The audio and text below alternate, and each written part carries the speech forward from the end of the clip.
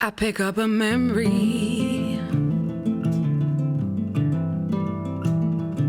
I thought I lost it long ago. Remember the freshness. Hi Sven. Hi. A few weeks ago you published the annual report, and both on the web of course and also in a printed version. Today the Q1 report was published, and I have been very interested to see if the recovery in the end of 2020 continued during this first quarter. And reading the report, I can see the trend continued with the increased order intake, improved operating margin, ending at 10%. Congratulations. Thank you very much. Last year we had new market situation starting in the end of Q1. Nederman was very quick launching a new restructuring program. It has had a positive effect on the margin. In the report you also mention the sales mix.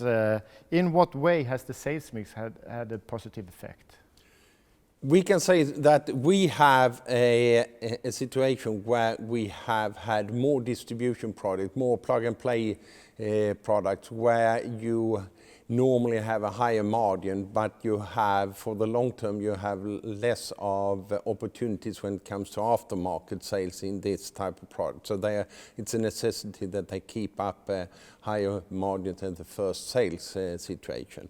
And we have had a good mix here.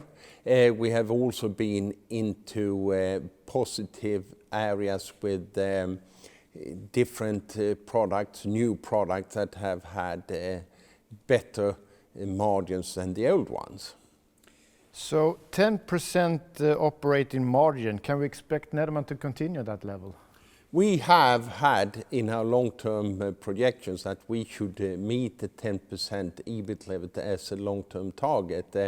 The volatility, of course, you can never promise that that will be sustainable every quarter, but as we've said, we have a target to be having at least an operating margin of 10%. So we have the COVID situation. It's been challenging in many ways. Have the development being equal during the quarter, or has it changed between the months? I would say that the early part of the quarter was still quite affected by the fact that long vacations, slow down around Christmas, New Year, and so on. So it's been a gradual improvement going up from low start in January, better in February, and a very good March. With some exceptions, you have Chinese New Year, so some parts of Asia has been a bit slower in February. It's still challenging times with lockdowns in many countries, or some countries at least, difficulties to meet the customers and more. How have Nederman and the organization been able to handle this? Well, we have had to cope with the situation and try to improvise. We have started courses in how to sell and interact over internet or other media.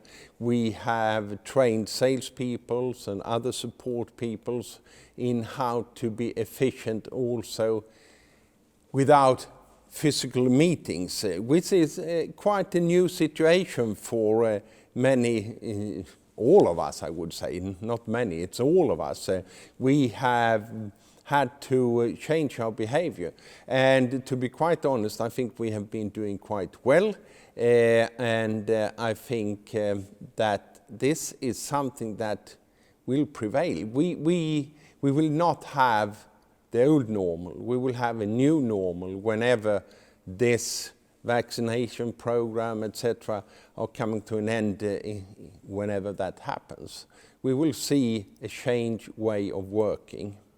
Is that a change driven by you or the customers, or both? Or? No, I don't think it's driven by any person. It's the circumstances. But we have been very active trying to adapt to the new situation. We have had digitalization as a theme and another theme, easy to do business with. And that's been our internal theme, trying to be more easy to work with, new ways of working, new ways of placing an order, etc. And this digitalization, as it's called under an umbrella, has been a very important part of our development the last few years. Talking about digitalization, you have talked about the smart IoT-ready filters, which I understand have been developed internally by your engineers. Is that correct? Absolutely, and if you now can say that the filter is smart, but it's definitely much smarter than the old blue boxes, because we have developed a new set of control systems, and it's a cooperation between the filter divisions, if we call them that, and the MCT, that they include their capabilities in the filter. So now most of our filter solutions are insight ready, Nederman insight ready. That means if you want to use it, it's not a necessity, but we urge the customers, and it's definitely a selling point. It's a key selling point that you can use IoT solutions to get more information, and we can show that we are, as we call it, future-proof. We have the solutions for the future, and we are launching product after product now in a quite rapid manner. In the annual report, you actually say that every fourth stationary filter sold is, as you say, IoT ready or future-proof. How are the filters received in the market? I think that there is a very good reception of the new possibilities. Then of course everyone, we are all very conservative and how to use it and understand it, because it's something that is new. But we can see that a lot of positive reactions from what we are doing. Very interesting. The order intake increased with 13% during the quarter. You have 4 divisions with different type of sales. How have the development been in the different divisions? Well, I would say that all 4 divisions has had an increase in order intake, especially with process technology, because they were dramatically hit last year. They focus on large project, large installation, and with the uncertainty in the market and uncertainty in the global situation, a lot of people did hesitate to take the decision on making an investment, especially a large investment.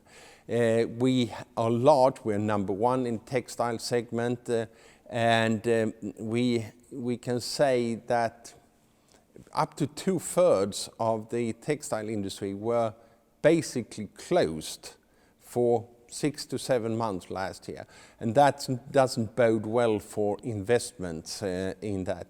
But we've seen a recovery, especially here in March, and we continue to revive old projects that were sort of started some time ago. Now they come to life, and we have also seen that we are booking some nice orders, and that bodes well for the future.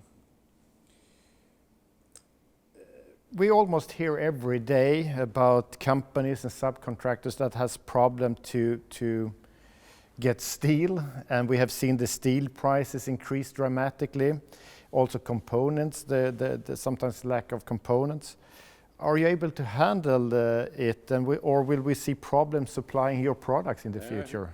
That would be interesting to know, but so far we were acting quite early, so special components that are critical we have been able to secure. It depends, of course, for how long and outdrawn this situation will be. Then, of course, we could run into problems. The price increases, especially in steel and transportation cost, of course, it hits us immediately. But we are trying to handle that the best we can on the different markets. Steel price in US has, for certain quality, doubled in a very short period. Of course, this is a challenge that we have had to handle, and I think the organization has been doing a great job so far to handle that. Both from getting the material and also from a price Yes. perspective. Yeah. As we mentioned in the beginning, you published the annual report just a few weeks ago. There's a lot of new information compared to previous years. Very interesting to read. The strategy section on how to shape the future for clean air is developed. Another section also stands out, the sustainability initiative and the work you do as an environmental technology company. Why is that so important to you? Yeah, I think that it's been important all the time, and it's been in our DNA to work with sustainability issues as well, and we've been doing that. We haven't been so good in explaining and showing what we're doing. That has been a criticism we've got. So we took the decision, okay, we are doing all these good works around the company. All people involved, more than 2,000 people every day try to do their best.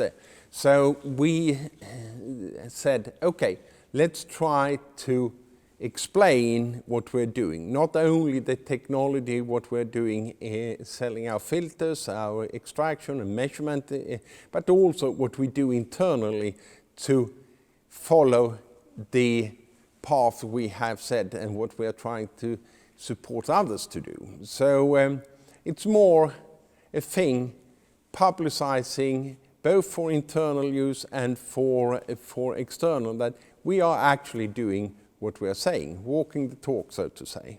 In a way, you have a unique position, both with what we are doing in the products, so you're doing in the products, but also with the products you have as such, Yeah. delivering.